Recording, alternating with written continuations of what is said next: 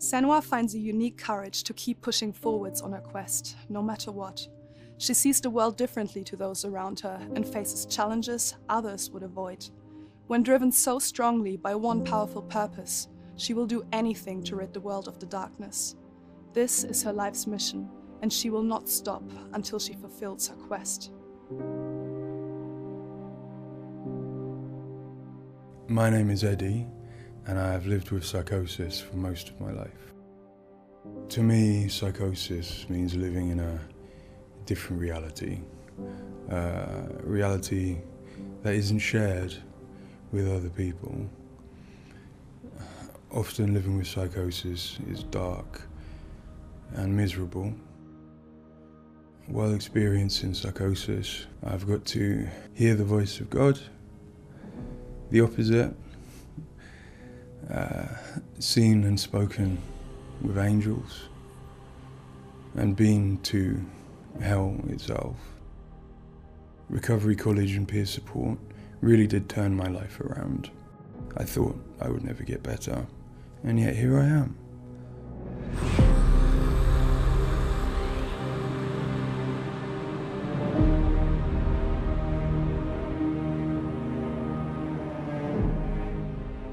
The things that Senua experiences in Hellblade are very similar to some of my own experiences. She lives in a reality that other people might find hard to understand. She sees significance in symbols, in meeting people, in all sorts of things that are going on around her. Senua is experiencing an altered state of reality which would be very hard to understand without having experienced it yourself or playing Hellblade. Lost soul who fought through hell to find us. You were lost. Not anymore. Are you ready for what you will find here? It's difficult saying that it's an illness, that it's not real. Of course, to me, it is. And of course, to Senua, it is. And that's what's driving her to do these amazing feats of courage, to overcome pain and exhaustion, to do what she knows she must. All the fear, everything I've seen, everything I've done has led me to this place. We've come so far, Not far enough. Say it. You are ready. Tell them. In Senua's Saga Hellblade 2, we tell the second part of the story of Senua, a Celtic warrior who, like Eddie, has experiences of psychosis, seeing the world in a unique way and existing in a reality unshared by others. At a surface level, this manifests for Senua in seeing things that others don't, hearing things that others don't, and having unique beliefs about the world. My name's Paul Fletcher. I'm a psychiatrist and a professor of neuroscience at the University of Cambridge, and I've been working with the Ninja Theory team on Hellblade and other projects for several years now. I am a clinical doctor, but have also added research and teaching to my role. And in all three areas, I'm especially interested in the human brain and how it strives to make sense of the world, which is complex and changing all the time. The lake, like a mirror. You can see the reflection. Senua, like many people, experiences psychosis. Now, psychosis is not a diagnosis, although it is associated with a number of medical and psychiatric conditions. But ultimately, it's a loose description of a shift in one's experience of reality. What are you doing? Screams of the dead. There's something here. They are not. I need to find out what it is. they are. A person with psychosis might experience changes in their perceptions and their beliefs. For example, they might see or hear things that other people can't. And they might come to believe things that are quite uncharacteristic for them. For example, they might feel that somebody, perhaps somebody even very close to them, is intent on trying to harm them. Now, it's very important to remember that this is not just a vague feeling or an imagination. To the person, it feels like their reality, just as everything around me feels like my reality to me.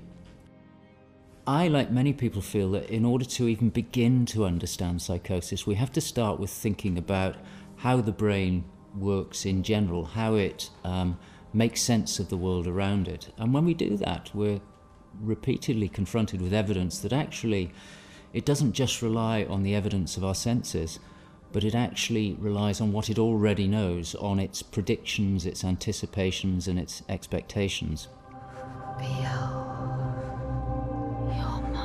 Your voices. Now that might seem like a defect. After all, why would we want to rely on what we already know rather than what the world is telling us? But if we did act simply as passive receivers, we would be completely swamped. We'd be like a newborn infant trying to make sense of the colours and shapes without any way of having a framework to try and understand those colours and shapes. Our senses are bombarded with information from the world that's rapid, it's intensive, it is noisy, ambiguous, unreliable. And if we were to try and make sense of that without imposing patterns and expectations, then it would be like trying to assemble a multi-dimensional jigsaw without knowing what the picture was on the box. Many of us think that the brain ultimately is an organ that makes predictions. It craves patterns and associations in order to make sense of the world. And without that, we are confronted with a feeling of uncertainty, of anxiety, of distress, even of fear. They're calling. Something is drawing near. Where do these predictions come from? Many of them are actually embedded in the structure of our brain, probably wired there by evolution. Many of them come from our earliest experiences as babies, trying to make sense of this new world that we're born into. Many come from our early childhood experiences, from what we learn from others and how we interact with others, from our parents, our teachers, our friends.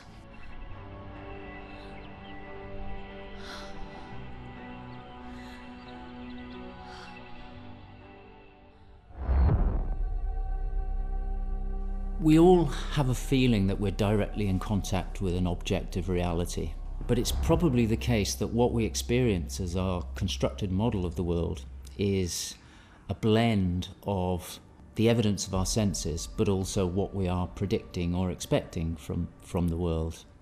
So this blend exists in a very fine and delicate balance, and the weighting of that balance probably varies a great deal across different individuals.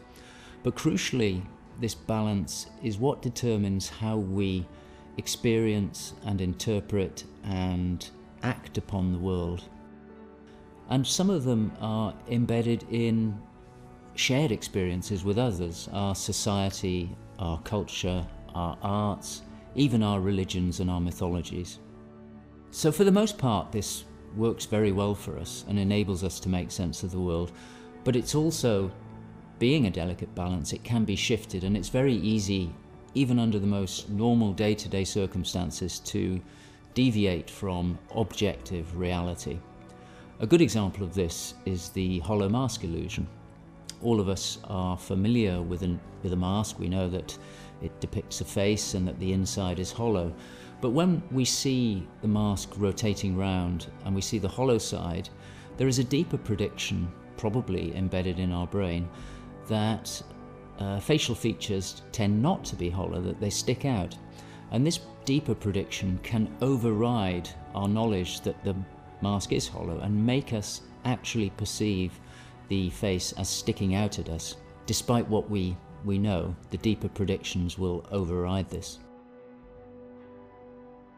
So for me and many in my field, perceptual illusions like this, which are very common, are really interesting because they tell us something fundamentally about how the brain is making sense of reality using its predictions. You can see it. But more than that, for me, it's very interesting because it begins to give us a sense of how psychosis might begin to emerge. Psychosis is this experience of an altered internal construction of one's reality. And it seems feasible that this is dependent upon this balance I've talked about between predictions and evidence. And it is probably the case that some people tend to weight their predictions more heavily. This, in many circumstances, is advantageous because it means that they can discern patterns and associations that perhaps other people can't.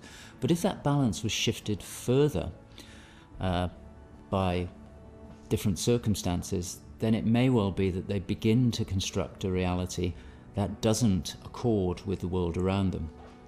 What might cause that shift? Well, a number of things. It could be caused by stress, sleep deprivation. It could be caused by illness, neurochemical disturbances. It's also the case that our experience will change how we predict things. So a very profound experience, for example, of trauma, could powerfully change the way in which we make predictions about the world and shift us from this delicate balance into a state of psychosis.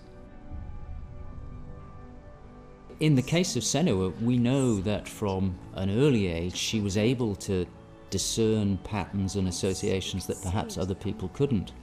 And on top of that, her childhood and adolescence had a number of traumas in it. Her father was abusive and he accused her of being the cause of evil and darkness. Her mother, who had the same capabilities as she did, was actually sacrificed for the same reason. And in addition, her village was attacked by Vikings and her lover was brutally killed. And it's possible that all of these traumas would act on her natural tendencies to topple her into this psychotic experience that is depicted in Hellblade. With every defeat, the dark rot will grow and soon it will take her soul.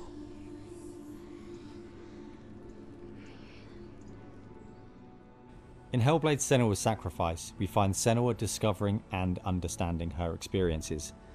They're relatively new to her, and the pain and torment feels at its most acute. Having travelled to a new place, with a mind full of her trauma and truth stories of the Vikings, she embarks on a journey of coming to terms with what has happened in her life. Ultimately, rather than finding the unachievable certainty of rescuing Dillion, she achieves certainty in the realisation that Dillion is gone forever. She learns to accept his death, and in turn her experiences of psychosis. Even in darkness, the wonder and the beauty of this world never leaves us. It is always there, waiting to... In Senua's Saga, we find Senua at a different place on her physical and mental journey.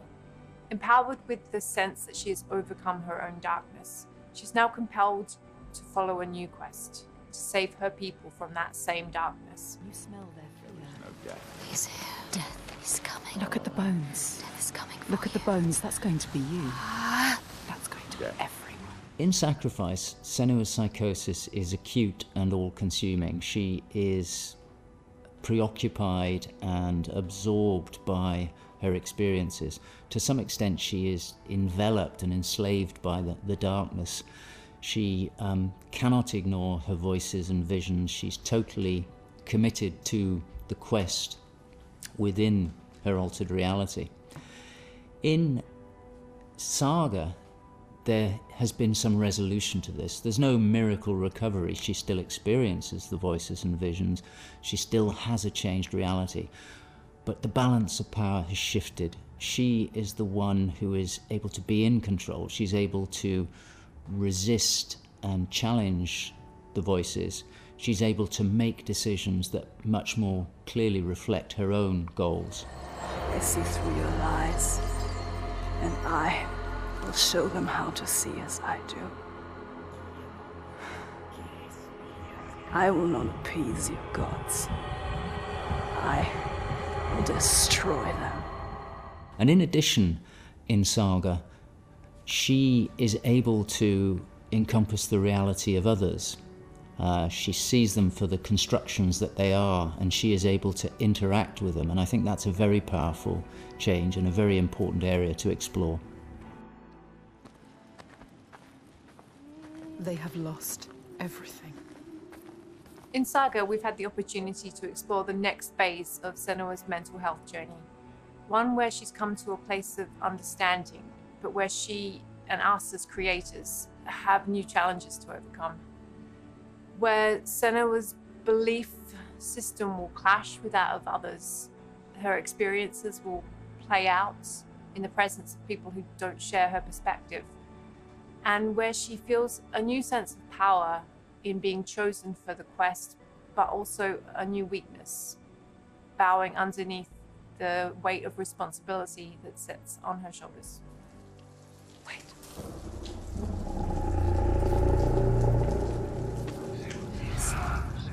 In Saga, we have once again utilized binaural audio to bring Senua's voices to life. Her furies still travel with her, but their tone has changed this time.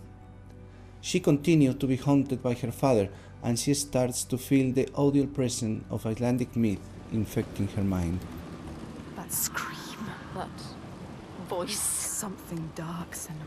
You need to go up there. Don't let them see you coming. You need to find out. Don't let the monsters find you. You can do this, Senua.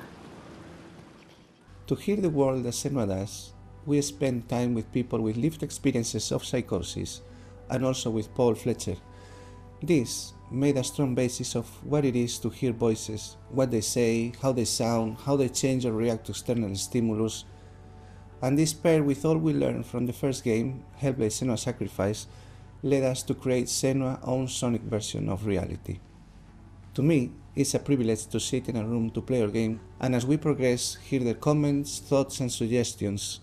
Each one provides a different perspective, and I find especially inspiring and humbling to hear from Eddie his own experiences. Especially I find he has a way of putting very complex emotions, situations in a very simple yet poetic way, and it's really inspiring for me when I'm thinking in Senua's journey.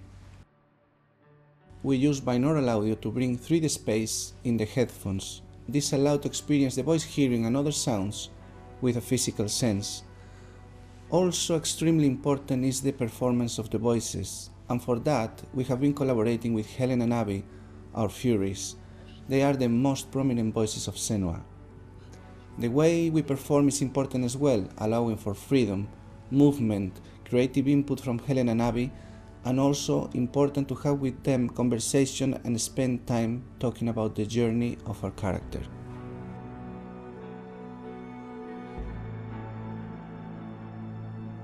There is a lot of time gone into experimentation, so every sound in the game is connected in some way with the emotion that Senua is experiencing as she travels through Iceland, from the sounds of the nature to some of the musical moments. What's a sign? Beyond of its uniqueness or not, I find that for me, something extremely important is to create a connection beyond the game. So in understanding Senua's own reality and going on a journey with her, I hope our players will understand better how people experience reality different, and in doing so, I feel, we break those walls that keep us distant and lonely. My brothers used to come here to practice fighting. Sneak out. Follow them. For Saga, in order to bring Senua's experiences of hallucinations to life, it was very important for us to listen to people's real lived experiences. It was then a case of thinking about how Senua's world and reality might look when faced with these types of examples. This would have been impossible without Paul Fletcher and amazing people like Eddie and Kathy, who've been so open and honest about what they have been and do go through on a day-to-day basis. I think it takes real strength to be able to talk about such personal things to a new group of people. On the visual side, we have lent into things like repeating fractal geometry shapes, cymatic patterns, with lighting and post-processing changes to all help reflect the current feelings of Senua. And hopefully, when combined with the audio and gameplay, the player will get a sense of what we are aiming to achieve. Dying right before your eyes, just like before. No, this cannot happen again. You couldn't do anything. anything. We have to stop it happening. Face it. You need to face it. Focus. You need to look at it. In Sacrifice, we saw a story of Senua's suffering at the hands of her experiences. In Saga, we're telling a more nuanced story of the next step on her journey. One where she has found a greater balance, but where her experiences are just as strong. Where rather than being a victim to her experiences of psychosis, she is driven by them on a path that only she sees. Bringing sin with you. The gods cannot be killed. One thing that I find very exciting in Saga is that there's an attempt to explore something that is really neglected in my field, which is the experience of a dual reality that some people have. People who have had Senua's types of experience have spoken to me about this feeling that they have their own reality, but they also recognize the reality that others experience, and it can be very confusing, it can be disorientating. And it's exciting to me that the game contains an explicit attempt to portray this experience of dual realities, and I think it'll be very interesting to see how people respond to that. It's amazing what has been done and what's been portrayed. I think it's really difficult to turn words into what other people might be seeing, but I think I'm always blown away by what Ninja Theory come up with for their games, and I'm really stunned at the quality of, you know, the things that she sees and the sounds of the voices that she has. I think they're pretty realistic. She's getting closer. Yes, she can feel it. I hope that the game will help people who maybe don't understand psychosis or don't know very much about it to start with. I think by experiencing some of what they will do in the game, I think it brings to life a little bit of what it's like to have psychosis, and I think hopefully people will learn from it. Now I'm working as a peer support worker, and what that means is that in my case, in the job that I have in my role, it means that I go to see my people, to see my peers. We talk about how things have been. The way that Hellblade has captured the experience of psychosis is nothing like I've ever seen before in terms of its realism, in terms of its fairness to people like me.